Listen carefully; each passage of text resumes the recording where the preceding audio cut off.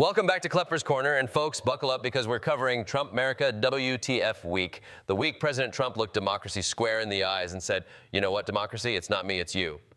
March 30th, Trump, freshly inaugurated for a second time, God help us, starts dropping hints about going for a third term, casually mentioning constitutional loopholes.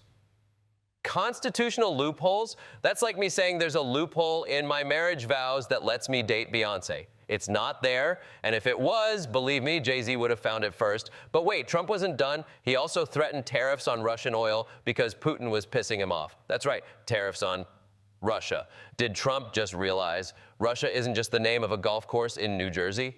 March 31st, Trump signs an executive order targeting the ticketing industry because forget healthcare or poverty. What this country really needs is cheaper Taylor Swift tickets. Can't fix inflation, but maybe you can afford nosebleed seats for the Eras Tour. Unfortunately, his tariff talk spooked the market so badly that even crypto bros were checking their bank accounts. Analysts warned of recession. Proving Trump's economic strategy is so much winning, you're begging him to stop. April 1st, happy April Fool's Day, except it wasn't funny for almost 24 states that sued Trump for billions in health funding cuts. Who knew Trump's great healthcare plan was just removing healthcare? Genius. April 2nd, Trump unveils sweeping tariffs 10% across the board because nothing says America first, like making sure America's economy tanks first. Trump insisted it's about fairness, which, coming from him, is like Ronald McDonald advocating for a vegan diet. April 3rd, markets plunged. Dow down 1,600 points, NASDAQ crashing worse than a Tesla on autopilot. Investors were terrified, economists crying, and Trump, well, he was golfing at the LIV Golf Tournament, presumably looking for America's lost retirement funds in a sand trap. Also, the Pentagon announced a probe into Trump's use of Signal for planning military strikes. This is like finding out your parents communicate via Snapchat, disturbing, irresponsible, and frankly, nobody wants to see that. April 4th, China retaliates hard. 34% tariffs on U.S. goods and curbs on rare earth minerals. But don't worry, Trump bravely extended the TikTok ban deadline by 75 days. America's economy might be collapsing, but at least your TikTok dances are safe for now. Meanwhile, in immigration news, Trump's administration mistakenly deported a Maryland man to an El Salvadoran prison. Trump's DOJ responded maturely by suspending their own lawyer for not aggressively defending the mistake. At this point, Trump's legal strategy is just, oopsie, deported again. April 4th continued. The LA Dodgers visited the White House, but some players were so uncomfortable around Trump, it looked like a Thanksgiving dinner after your uncle starts explaining cryptocurrency. April 5th, massive nationwide protests erupted with over 1,400 events under the banner Hands Off. The biggest rally since Trump returned, basically Coachella for people who read the news. Adding insult to injury, Trump halted weapons sales to Ukraine because sure, when Russia's your tariff buddy, who needs allies? April 6th. Trump's administration doubled down on tariffs, arguing short-term market losses are fine because eventually we'll all have jobs making overpriced American-made flip phones again. Also today, DOJ lawyer Erez Ruveni suspended indefinitely for failing to defend Trump's wrongful deportation. Imagine being fired for doing your job morally. Under Trump, that's basically a performance review. And finally, market chaos continued. Reports warned tariffs could drive iPhone prices to $2,300. At this point, it's cheaper to just fly to China and build it yourself. That wraps up Trump Merica WTF week, where winning means losing spectacularly and every American's 401k dreams go to die. Remember, folks, democracy might be tough, but tariffs are tougher. Until next time, stay skeptical, America. God knows you'll need it.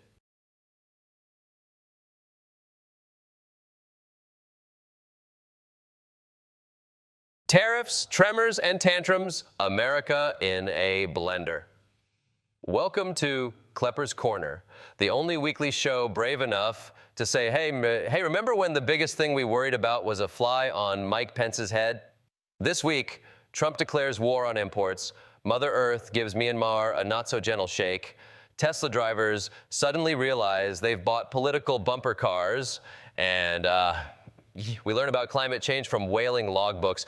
Because when it comes to saving the planet, nothing says progress like flipping through the journals of 1800s murdery sailors. Trump kicked off the week teasing massive tariffs like your uncle teases his new workout plan, confident, confusing, and likely to collapse your entire economy. By midweek, the tariffs dropped like Elon Musk's approval ratings, slapping nearly every imported good. That's right, everything. Forget iPhones, bananas, or your French cheese addiction. If it's not made in Magaland, it's getting taxed harder than a weed gummy at Coachella. Even Republican senators were like, wait, we like Canada. They gave us maple syrup and Ryan Reynolds. And by Thursday, the markets dropped faster than Rudy Giuliani's hair dye. Meanwhile, the rest of the world said, hey, don't forget, we're unstable too. Serbia's parliament got smoke-bombed like a goth rave in a library.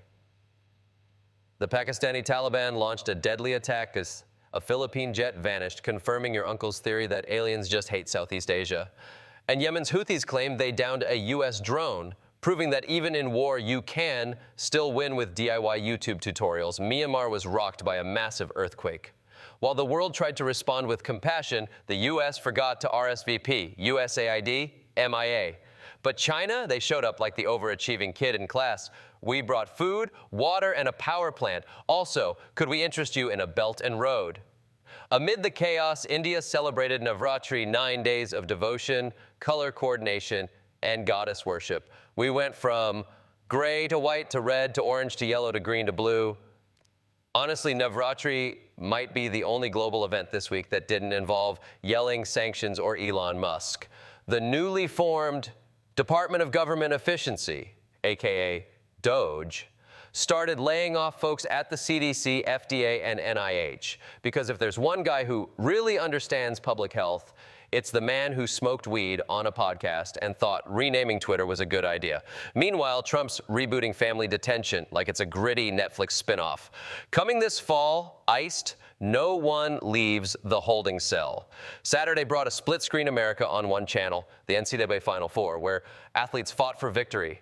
On every other corner, $1 protests where Americans fought for, basic sanity. Hands off! Rallies broke out across the nation aimed at Trump, Musk, tariffs, ICE, and probably that one dude who still wears skinny jeans with a wallet chain. Even Laura Loomer chimed in, celebrating Trump's national security purge like she just found Q in her alphabet soup. Oracle had not one but 2 data breaches this week. At this point, our national security is held together with duct tape, hopes, and passwords like admin123. And in lighter news, gamers rejoiced over Donkey Kong Bonanza, starring a young Pauline. Because nothing says escapism like imagining a world where your biggest problem is a monkey stealing your girlfriend. And finally, our planet's future now relies on whaling logbooks. Yes, turns out 19th century whale hunters left notes so detailed, scientists are using them to study climate change. So remember, kids, kill fewer whales, take better notes. That's all for this week, folks. If your economy's collapsing, your power grid's failing, or you're forced to eat government cheese-flavored tofu thanks to tariffs, just remember, at least it's not 2020 again. I'm Jordan Klepper. This has been your weekly dose of reality, sarcasm, and satire. See you next time, unless I get fired by Doge, too.